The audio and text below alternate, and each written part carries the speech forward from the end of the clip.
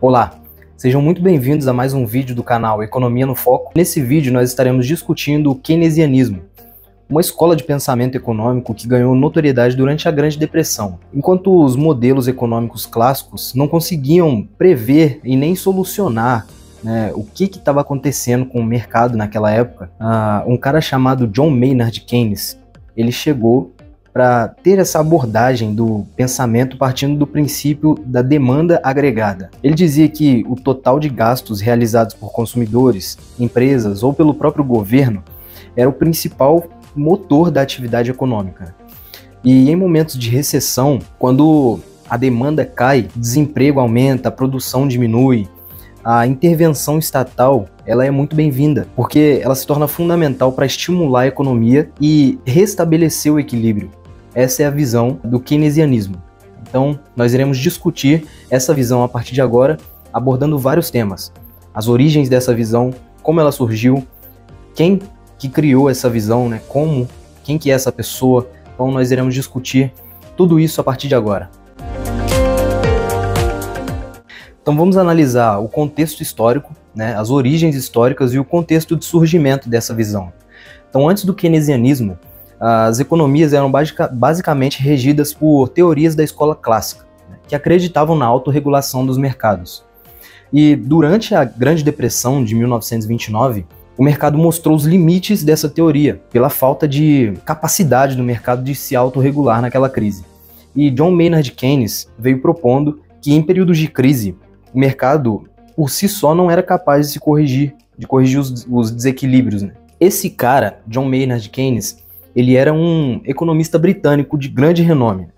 Ele foi um dos primeiros a reconhecer que os mercados não se autorregulam para garantir o pleno emprego. Em 1936, ele publicou a sua obra fundamental, A Teoria Geral do Emprego, do Juro e da Moeda, em que, nessa obra, ele apresentou uma nova maneira de entender a economia. Ele argumentou que em períodos de baixa confiança e recessão, a redução do consumo e do investimento leva a um ciclo vicioso de queda na produção e o aumento do desemprego. Isso cria uma situação em que a economia fica presa em um estado de subemprego. Então, por que isso é importante?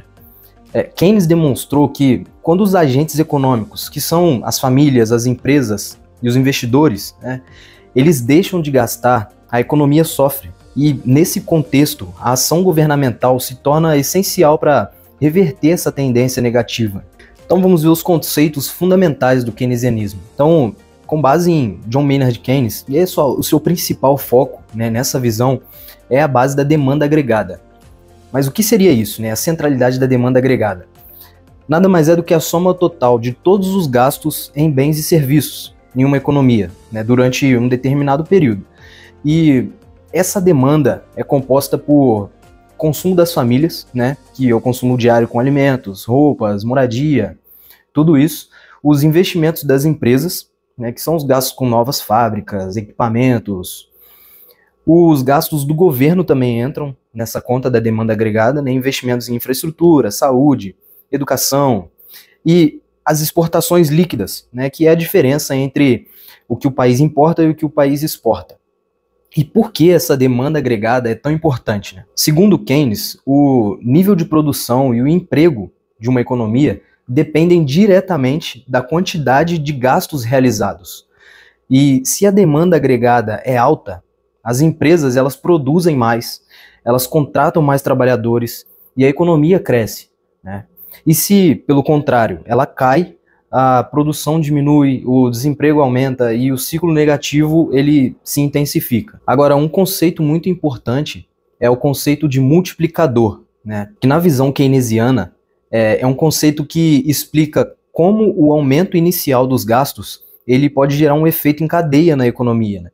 Então, imagine que o governo ele investe uma quantia em um projeto de infraestrutura. E a visão desse conceito de multiplicador é que não é só aquela empresa que foi contratada que vai ser beneficiada pelo aquele serviço, pelo aquele dinheiro que foi injetado, mas também os trabalhadores e os fornecedores de material. E esses trabalhadores e fornecedores, por outro lado, também são consumidores. E esse dinheiro vai servir para estimular a economia em outras áreas também, em outros setores. E isso vai gerando um efeito em cadeia. Então, assim, o impacto inicial se multiplica, gerando um aumento geral na renda e no emprego. Mas existe também o paradoxo da poupança, que é o paradoxo da parcimônia, mais conhecido como paradoxo da parcimônia. Nós temos vídeo aqui no canal falando sobre ele. No vídeo da oferta e da demanda. Tem uma parte do vídeo que fala sobre o paradoxo da parcimônia. É um conceito que explica que, por mais que seja desejável que as pessoas poupem o seu dinheiro, né, para ter uma sensação de segurança e todas essas coisas, né, quando isso acontece em larga escala, né, toda a sociedade decide poupar de uma vez, isso trava a economia e, como resultado, a demanda agregada cai. A produção diminui e o desemprego aumenta. Em outras palavras, o esforço individual para economizar pode, paradoxalmente, levar a um resultado negativo para a economia como um todo. E a necessidade da intervenção estatal. Diferente das teorias clássicas que acreditavam na autorregulação dos mercados, o keynesianismo ele defende que o governo pode intervir para corrigir as falhas do mercado, especialmente em períodos de recessão, né, de crise. E essa intervenção se dá por meio de políticas fiscais, que são os gastos do governo e tributação, e políticas monetárias, que é o controle da oferta da moeda e das taxas de juros, né? Então são essas duas formas que, na visão keynesiana, as intervenções acontecem. Políticas fiscais e políticas monetárias. E ao aumentar os gastos públicos ou reduzir os impostos, o governo pode estimular a demanda agregada e, consequentemente, a produção e o emprego. Agora, sobre os mecanismos de ação das políticas keynesianas, né? Então, nós citamos duas formas de políticas, né, que são as políticas fiscais e as monetárias. Primeiro falaremos das políticas fiscais, né, refere-se à ação do governo relacionadas ao gasto e arrecadação dos impostos, basicamente. Então, no contexto keynesiano, as políticas fiscais são fundamentais para estimular a economia em tempos de baixa demanda. Então, aumentar os gastos públicos, investir em projetos de infraestrutura, educação, saúde e outras áreas para criar empregos diretos e indiretos. E esse gasto gera renda para os trabalhadores e para as empresas, aumentando o consumo e estimulando a atividade econômica. E a redução dos impostos, né? Reduzir os impostos para aumentar a renda disponível das famílias e das empresas. Isso incentiva o consumo e os investimentos privados. Mais dinheiro na mão dos agentes econômicos significa maior poder de compra, o que impulsiona a demanda agregada. E o déficit orçamentário temporário. Keynes defende que, em períodos de crise, o governo ele pode operar em déficits, ou seja, gastar mais do que ele arrecada, contanto que esse gasto gere um retorno no futuro que acelere a recuperação econômica, né? E o endividamento, nesse caso, ele é visto como um instrumento de estímulo para o crescimento, basicamente, desde que ele seja controlado e revertido quando a economia se recuperar, né? Esse é um ponto muito perigoso. E sobre as políticas monetárias. Então, sobre as políticas fiscais, nós temos essas três formas, né? O aumento dos gastos públicos, a redução dos impostos e os déficits orçamentários temporários. Beleza? Então, as políticas monetárias. Embora a ênfase principal do keynesianismo seja a política fiscal, a política monetária também desempenha um papel, né, muito importante, que são através da redução das taxas de juros e o aumento da oferta da moeda. Então, através da redução das taxas de juros, ao diminuir os juros, né, o acesso ao crédito se torna mais barato. E isso estimula as empresas a investirem em novos projetos e os consumidores a financiarem compras. E isso aumenta o consumo e o investimento. E sobre o aumento da oferta da moeda, que ao injetar mais dinheiro na economia, os bancos centrais facilitam a circulação de recursos, né? E o que pode ajudar a reverter a queda da demanda agregada. É um outro ponto muito perigoso também, que nós já temos diversos vídeos aqui no canal alertando sobre a impressão de moeda e injeção de dinheiro no mercado, né, na economia.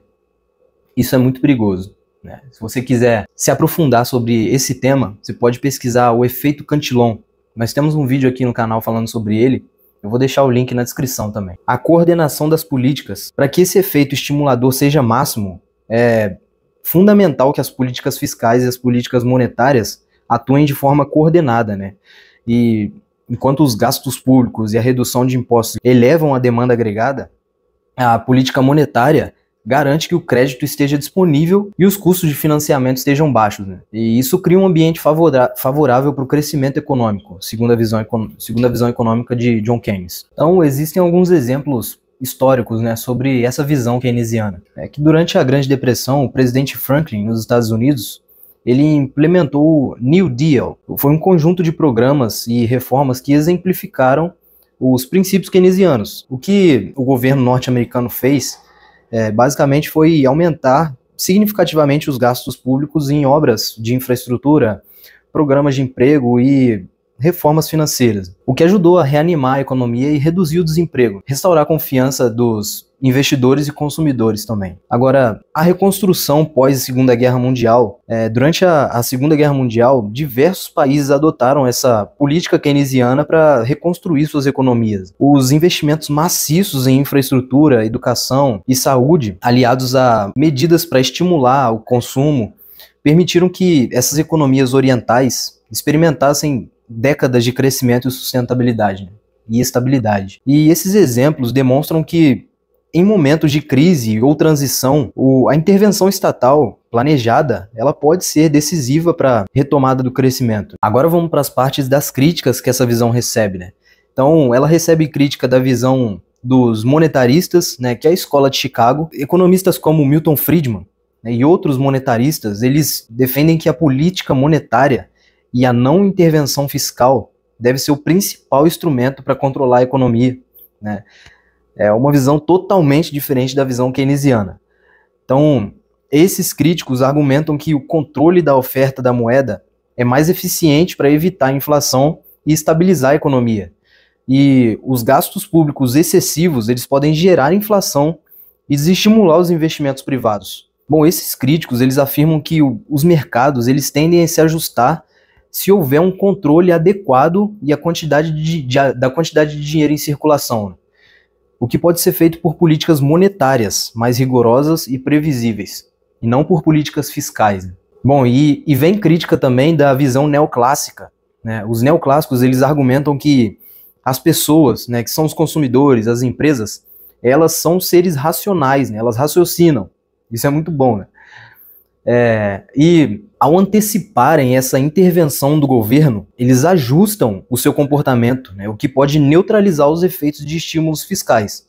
Então, por exemplo, se as empresas e as famílias esperam que o aumento dos gastos públicos hoje resulte em impostos mais altos no futuro, eles podem reduzir os seus gastos atuais, né?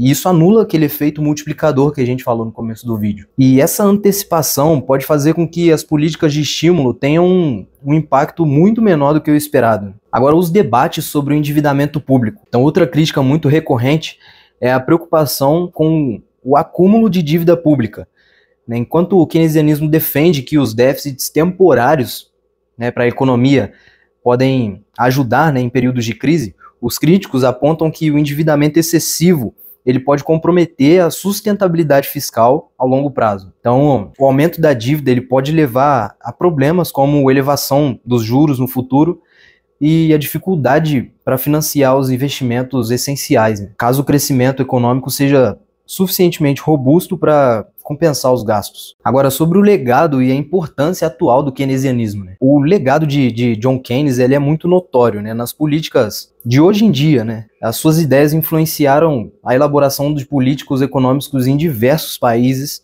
e, sobretudo, em momentos de crise, né? Durante a crise financeira de 2008, que foi um exemplo, né, nas respostas às crises provocadas por pandemias, governos de várias partes do mundo, eles recorreram a estímulos fiscais e monetários inspirados nos princípios keynesianos e as contribuições para a teoria macroeconômica. E essa visão keynesianista, ela revolucionou a forma de como a economia é estudada, né?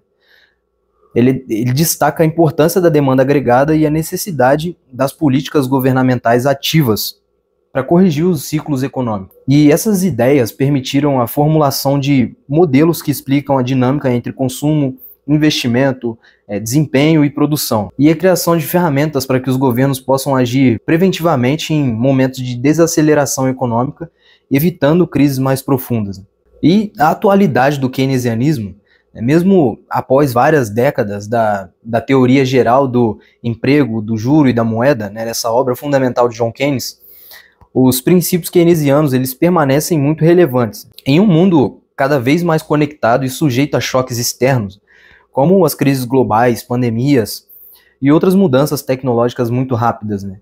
A ideia de que o governo ele deve intervir para garantir a estabilidade e promover o crescimento, ele continua sendo um dos pilares da política econômica moderna. E essa relevância ela se reflete na contínua discussão sobre os papéis complementares da política fiscal e monetária para enfrentar os desafios contemporâneos. Bom, o keynesianismo ele representa uma das mais influentes formas de pensamento econômico moderno. Ao enfatizar que a demanda agregada, composta pelo consumo, investimentos, gastos governamentais e exportações, que é o motor que determina o nível de produção e emprego, essa abordagem rompe com a visão clássica de autorregulação dos mercados. E John Maynard Keynes ele mostrou que em momentos de crise, a confiança dos agentes econômicos pode abater e desencadear em um ciclo vicioso de queda na atividade econômica, e justificando a intervenção estatal. E por meio de políticas fiscais expansionistas e em complemento de medidas monetárias, o governo ele pode estimular a economia e gerar uma renda para promover o pleno emprego.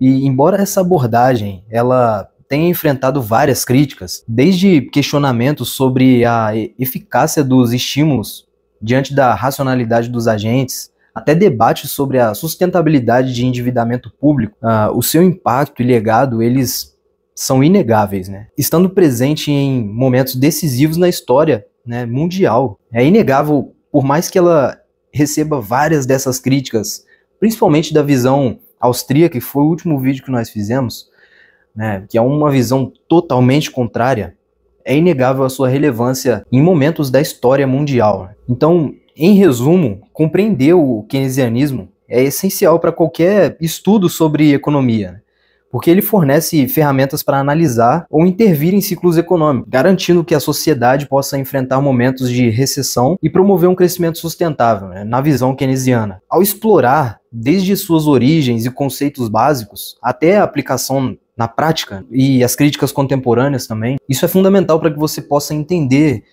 as ações dos governos, né? Não só aqui no Brasil, mas nos Estados Unidos e qualquer outro país do mundo, né? Você vê a pessoa fazendo determinada ação, não que você concorde com essa visão da economia keynesiana sobre intervenção estatal, políticas fiscais e monetárias, mas você consegue enxergar aquilo e ver que aquilo tem uma base teórica, né? Que a pessoa não está fazendo, não está inventando nada, né? Por mais que aquilo não seja uma medida sustentável, aquilo tem uma base.